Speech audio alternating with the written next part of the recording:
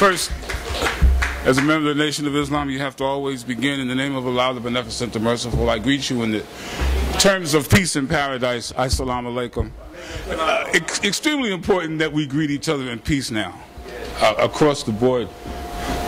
The great Rabbi Weiss, I have been out at the UN covering demonstrations dealing with this issue.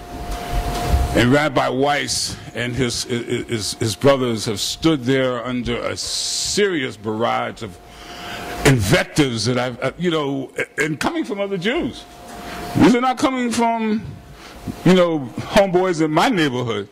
It's coming from fellow Jews. And they stood there. Let me tell you how bold they are. They've gone to Chicago to meet with Minister Louis Farrakhan. That's boldness.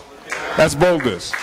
I was with the Minister Farrakhan sent a representative group to go up to Rockland County with them. They took us through. We sat there. It's a great group of human beings, and their position is correct. There cannot be a Jewish state. Just like, in all seriousness, there can't be in America. And I think people are coming to realize that this dream of great diversification has always been a lie. There is no such thing as democracy. And very quickly, let me tell you what the press corps at the UN is all about.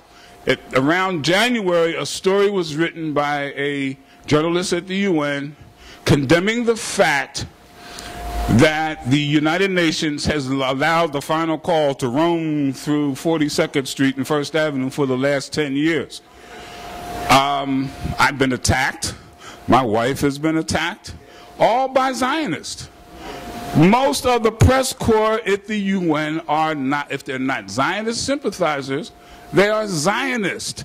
You have to be there to watch how they harangue Mansour and anybody else, the Palestinians, the Sudanese.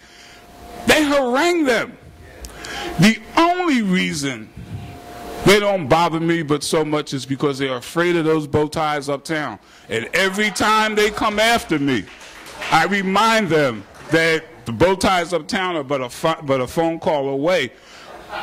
But the reporting that you're getting, the New York Times, AP, very particular. Edith is a Zionist. I love her. She's a sweet person, but she's a Zionist. She controls what comes out of the UN for AP. Reuters, that lead reporter is a Zionist. They are all together, and the last few days they're running around saying everybody's always blaming the Jews. Last 2 years ago, when you had that horrific attack on Gaza, I had my office at that time, because they're renovating the UN now. My office at the time was called the Gaza Strip. The reason is because at one end we had some of the worst Zionist reporters, and then you had the rest of us. Okay.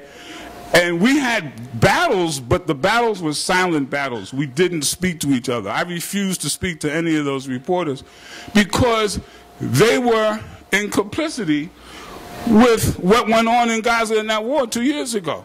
Right now, it's the same attitude. So you're not going to get anything called balanced reporting.